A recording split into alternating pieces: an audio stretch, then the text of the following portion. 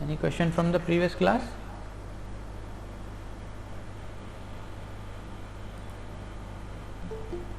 Am I audible? Yes, sir. Okay, so any question from the previous class? Sir वो curl का और एक का Okay, curl. Today again we will discuss gradient divergence and curl through few videos, to through some three-dimensional video. We will try to understand gradient divergence and curl. Any other student? Any other question from previous class?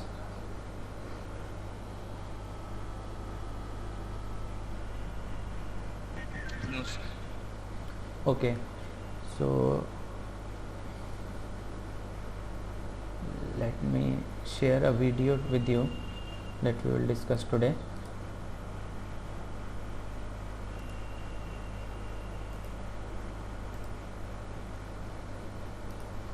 So few of you have a problem in partial derivative and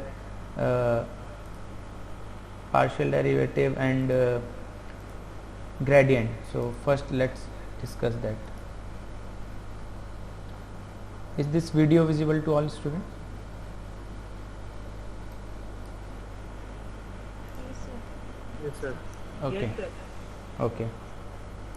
So we discussed partial derivative and gradient divergence and curl. So one major difference between the normal derivative and partial derivative is that in partial derivative, like if we are changing x, then we keep y and z constant, and if we are changing y, we will keep x and z constant, and if we are changing z, then we keep x and y constant. But in the normal derivative, all three can vary at the same time. Okay, so this we can check through this video. So we have three variables x, y and z. So z is a function of x and y. Okay,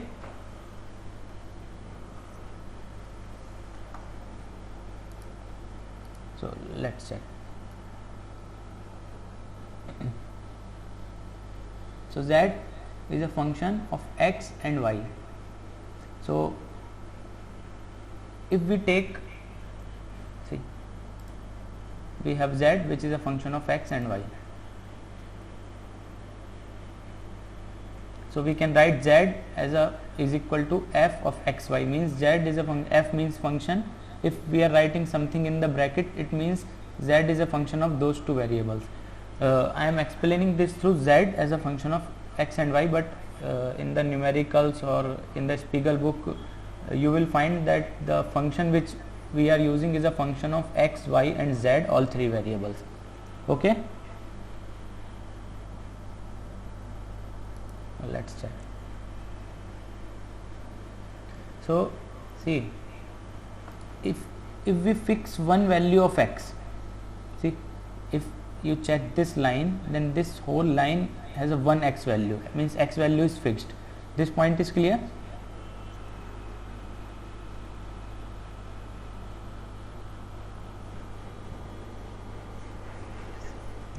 So so this whole line has a one value of x, and what we are changing, y. Okay, this red ball means we are changing y. Just check this.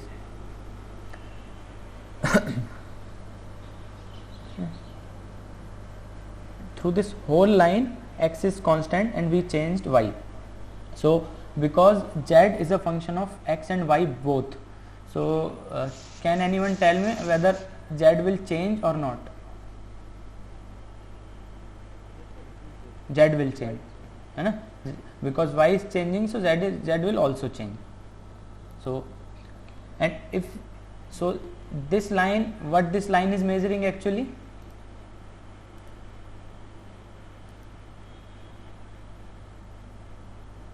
So what this line is measuring actually, can anyone tell me? Whenever we change y by a small amount, z, yes, Variance of z equals to y. exactly. We cannot say variance, we can say the change in value of z with respect to y. So this line is telling us the change in value of z with respect to y for particular x value. This x value can be 1, 2, 3, 4, 5, 6, 7, 8, anything. But this line is telling about the change in value of z with respect to y when x is constant. Okay. And how can we measure this change? Can anyone tell me through this line? Any idea?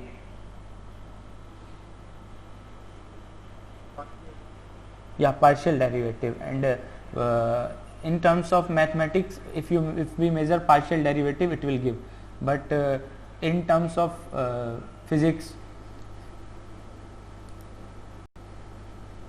if we measure slope of this line, will not that give us the change in z with y? So that's what see now. See, at each point the change in z divided by change in y is governed by the slope of this line. And see, when this line is green, it means the slope is positive, and when this line changes to red, that means the slope, because that is downward. See, now this line will go downward. See, downward means the slope is negative. This point is clear?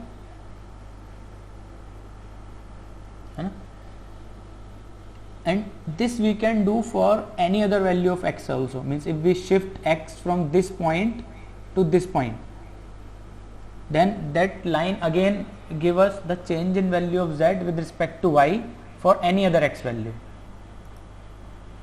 Is this point clear?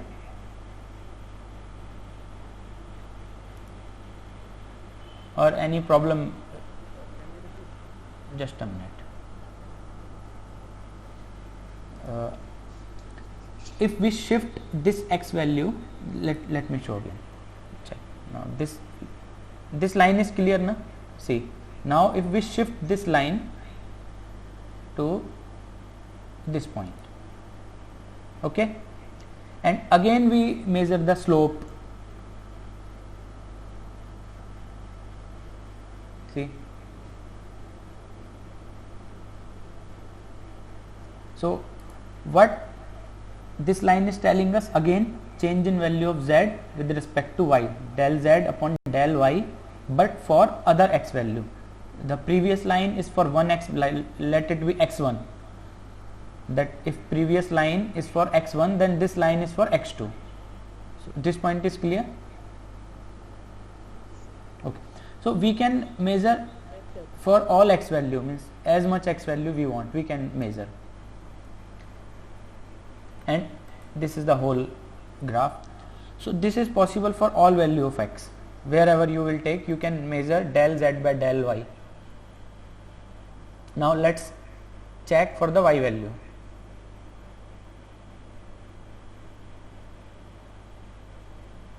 If we keep y constant, see, now for this whole line y is constant. Y is constant, but x is changing. Now what we are measuring? Change in value of z with respect to x, del z by del x. This is what we are measuring now, because now we are keeping the value of y constant. So del z by del x. Again, if we measure the slope of this line, see, wherever it's going downward, the slope is negative.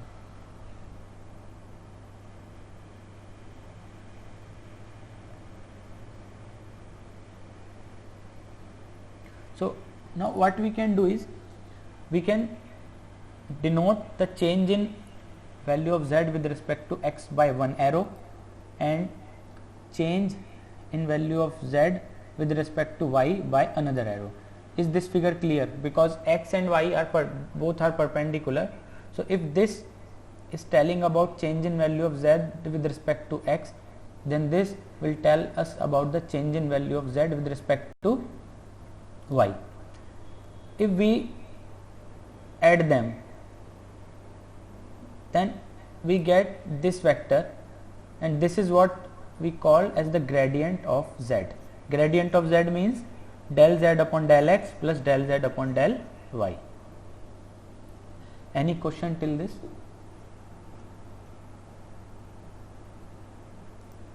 Yes. Gradient comes only magnitude will be multiplied.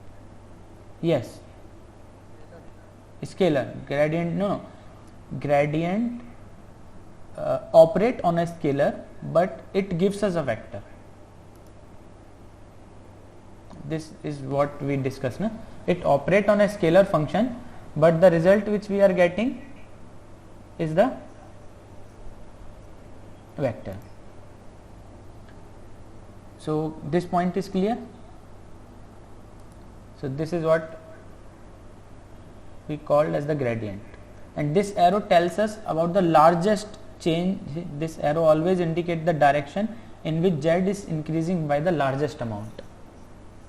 Okay, so gradient, this we already discussed, that gradient tell us about the direction in which the function is increasing by largest amount. So the main difference between the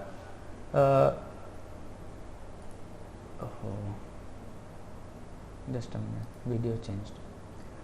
So main difference between the gradient is it tells us about the direction in which the function is changing by maximum amount, and the difference between normal derivative and partial derivative is the partial derivative, in partial derivative we change one by one variable, second variable, third variable, but in normal derivative the whole function changes at the same time. Any problem at this point is one student asked me for the class of derivative, na, derivative of vectors.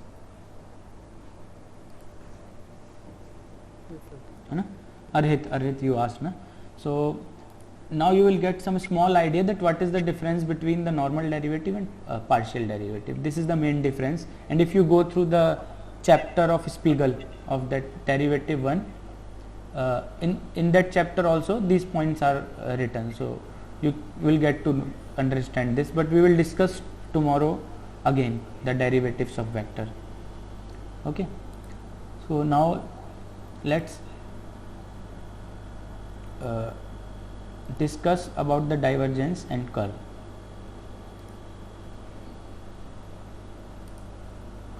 I will send you the link of this video.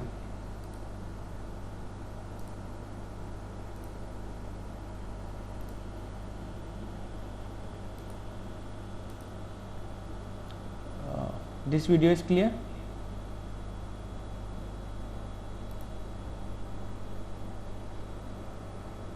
Video is visible, na?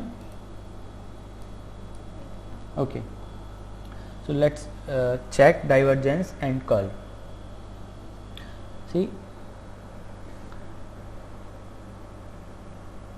consider we have a particles, this kind of balls, particles denoted by balls, and these are moving throughout the space. Okay, this part, there is a space in which these all particles are moving. So and the motion of this particle is represented by arrow.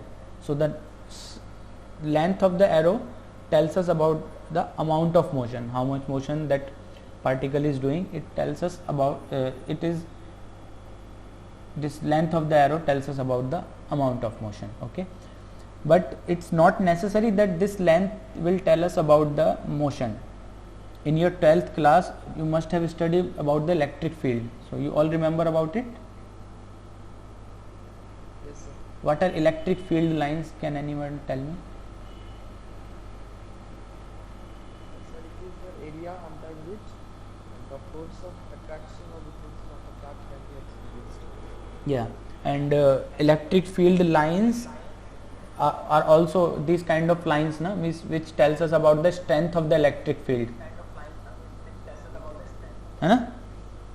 So Tells us about the yes, so if we are discussing about the electric field, then the length of arrow tells us about the strength of the electric field, and if we discuss about the magnetic field, then the length of the arrow tells us about the strength of the magnetic field. But since in this case we want this arrow as the motion, so we are denoting it as the amount of motion. So this point is clear?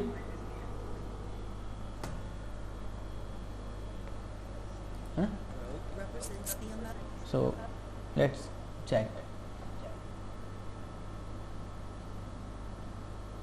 See,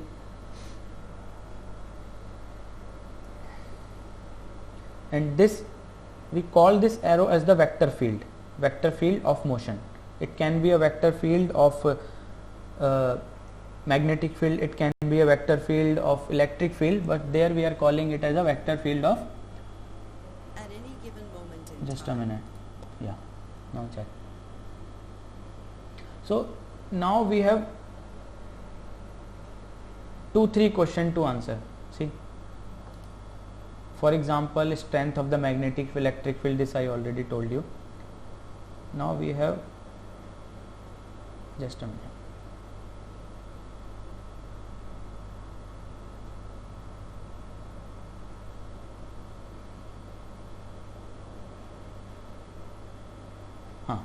So the first question we want to answer is whether the particle just passing through the region of space, means they are just passing through this region of space, or this region of space is generating the particles. See this, can you see that from this region the particles are generating, and if you check this, then this is absorbing.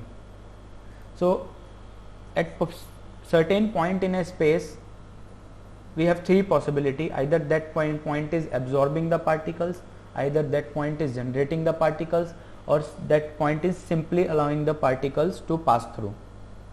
So first question is this, and second question we need to answer is whether these particles are swirling around this region of space, like we have already, you know how this hurricane or tornado comes. So these 2 questions will tells us about the divergence and curl. First question is related to divergence and second question is related to curl. So for answering the first question, let's take volume of space, and this volume of space can be of any shape and size. In this it's shown as a sphere, but it can be square, it can be cube, it can be cuboid, it can be anything. See, if you see this sphere, can anyone tell me either this sphere is generating particles or absorbing particles, or it's simply allowing the pass through? Yeah, this region of space is absorbing the particles. Okay, so this red color show that this is absorbing the particles. See? So for getting the information about the absorbing or generating, we check the surface of the volume, and see on the surface of the volume these arrows are going inward. Inward means that region of space is absorbing the particles. Okay, see, if an arrow on the surface are pointing into the volume, then this means that from the perspective of the outside world, this region of space is absorbing the particles. And for second case, this green is denoting that the region of space is generating the particles. So you can see that the arrows are coming out of this sphere. So this region is generating the particles. And if you check this blue region, what this is doing, can anyone tell me? It's simply allowing the particle to pass through. As many particles are going inside, same are coming outside as it is. So it's neither absorbing nor generating. This point is clear? Okay. So, but this is what we see from outside the world, but it may not be possible that what we see is actually happening inside the volume. For example, consider this region of space. So inside this space, it can be possible that at one place the particles are generating, and at certain other place the particles are absorbing. So there are 2 reasons. one is green, one is red. So green is generating the particles and red is absorbing the particles, and these both are inside a certain space. So if you check from the outside, you will feel that that region of space is simply allowing the particle to pass through, because as many particles it's generating, the same it's absorbing. See, in this case the volume as a whole is neither generating nor absorbing particles, since the number of particle entries is still exactly equal to the number of particles that are exiting. This point is clear? See, this is absorbing and this is generating. Can anyone tell me what is happening in this case?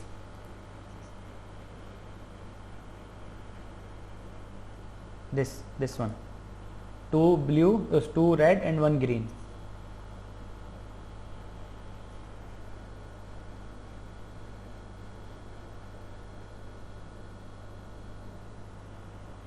Can anyone tell me?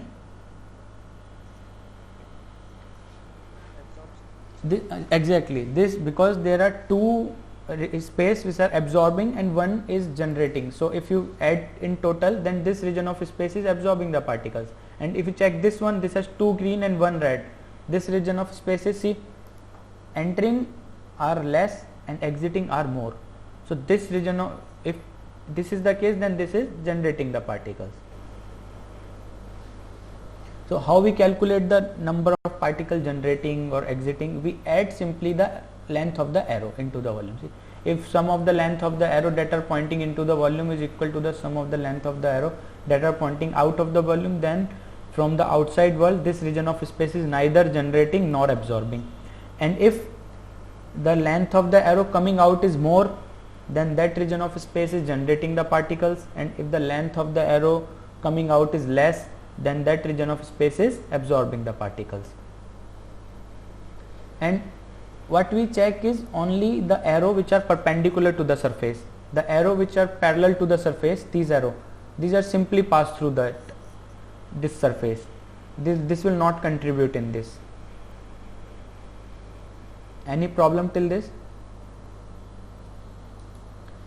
And if an arrow is hitting at certain angle, then we can break it into two components. So again, one component is perpendicular and one component is parallel. So this perpendicular component, we will check only this for checking either this region of space is generating particles or absorbing. This parallel component will not. So what we can do is we can divide the whole volume into many small volumes. So if only one small volume is red, means that is absorbing the particles, and all other region of space allowing the particles to pass through, then in total over region is absorbing the particles. If you check this, it has 2 green and 1 red, means 2 small volumes are generating the particles and 1 small volume is absorbing the particles. So if you add in total, then this whole region of space is generating the particles.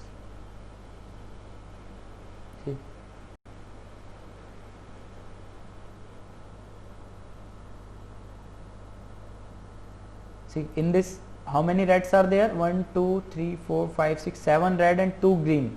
So it means this, if we add in total, then this region of space is absorbing the particles, means the rate of generating is negative. This point is clear? Because the final particles are less, initial particles are more. So if you subtract final from initial, you will get a negative value. So the particles are generating at a negative rate. So this is what we call a divergence. At each point in space, the rate at which particles are generated per unit volume is what referred to as the divergence of the vector field at this point in a space. Any problem till this?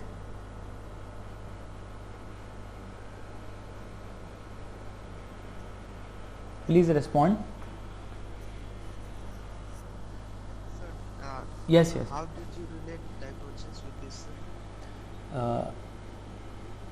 Divergence we discussed now. That divergence basically means in physical significance I explained something related to this, is not it? So means it's not necessary the any motion. Divergence can be related to magnetic field, electric field. This I just took as an example of particles. Means it's not necessary that all the time that divergence is related to these particles.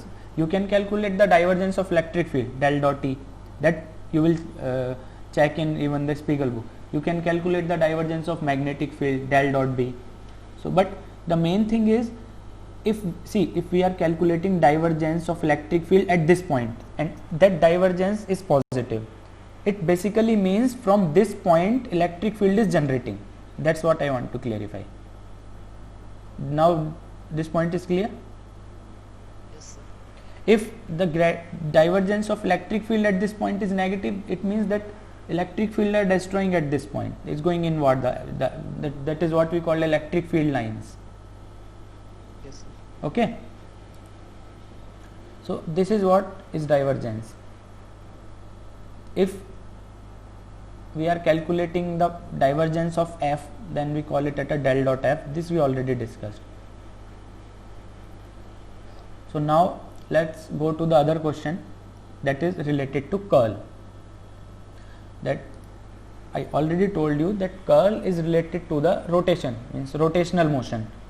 Whether that at the point where we are calculating our curl, whether it is rotating through at around that point our vector is rotating or not, this curl will tell us. If the curl of any field is 0, it means that it is irrotational. It's not rotating, its rotational velocity that we called as angular velocity in your 12th class is 0. Okay. So for checking the curl, let's take only two-dimensional space. See, we will take only two-dimensional surface, and that surface can be of any shape and size. See, this is sphere, and what we check is on the surface of that loop how the arrows are rotating.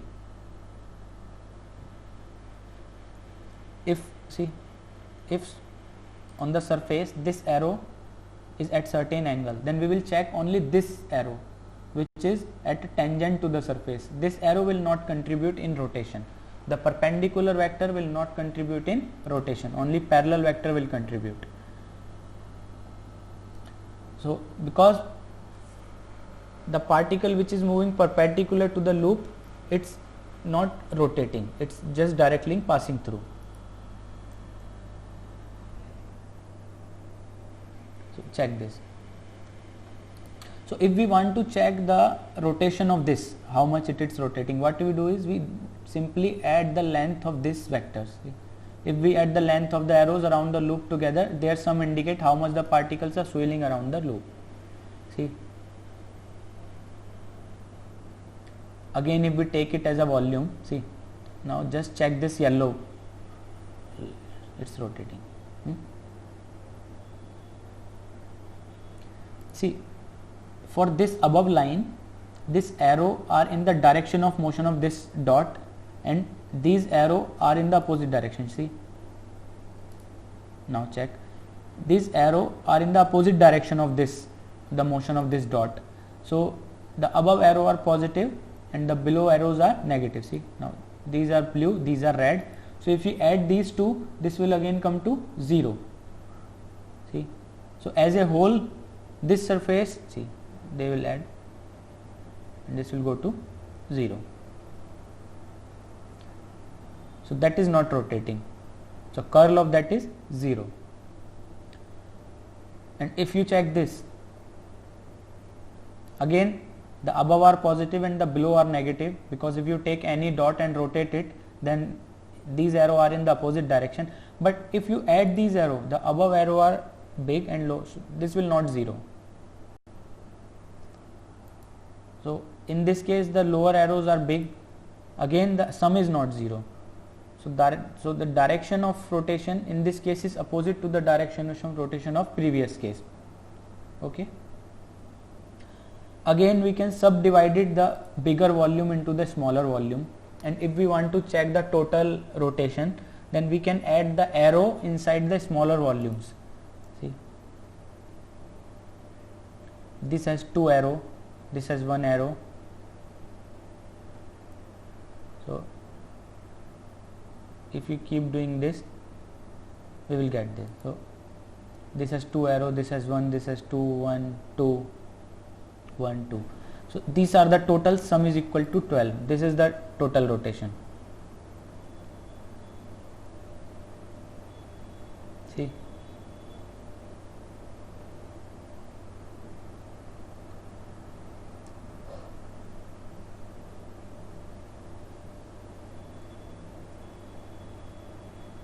and whatever is happening inside the smaller volume, it does not bother the total addition. If you even change those, you will again get the sum is equal to 12. See, and this rotation, the rate of this tells us about the curl. See, it's always coming 12 whatever you do. And if you relate this to divergence, in the case of divergence we are adding the arrow for coming out and going inward. There we are adding the arrow for checking the rotation, either it's clockwise or it's anti-clockwise. So just definition. So at each point in space, the rate at which the particles are swirling around it per unit area is what we refer to as the curl. So how much this arrow are rotating around the particular area is basically called as a curl of that vector field, because it operates on a vector. So that is called as a curl. Again, this is, I took this as a motion, this vector field denoting the motion, but curl can be of electric field also, curl can be of magnetic field also, del cross E. If at certain region, if you calculate the curl of electric field and if it comes out to be positive, it means the electric field is in that region is rotating, and the electric field is around that region. And if it's come out to be 0, then it's not, it's irrotational around that point. So any question till this point?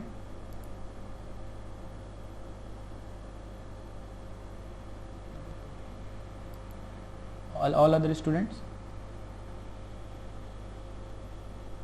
Pragya, you have some problem in curl. No, sir, it's fine. Okay. Pragya, is it clear to you? Yes, sir. Okay. So because from tomorrow I will start new topic, so you should be very clear with the gradient, divergence and curl now. So if you have, I will send these two video, check this one more time, and if you have any problem, let me know, so that we can start the integral and differential topics. Okay? Sir, Yes. that before this week, this class, and previous week what was done, it is my first class routine. Okay. Who is speaking? Sir, Smridhal, sir. Suhridhal. Okay. So there, initially we have discussed the basic things of vectors, properties of vector. Then we discuss the dot product and cross product. Basically all those things in your 12th class, but you will get the recording of those lectures. I think within On YouTube. Yes. University will upload, but if university will not upload in next 3-4 days, let me know. Let me drop a message. Just check my number from the group. I have all the recordings. Then I will send you the personally. And if all other student, if you need the recording of any lecture or all lectures, let me know. I have the recordings of all lecture. I can send you personally. University can take some time to upload. Okay? Sir, there is no Google Classroom of your. Yeah, I can make Google Classroom. So but I can share just send me your email ID. I will share with you all the recordings. Okay? So all of you have got the test code today.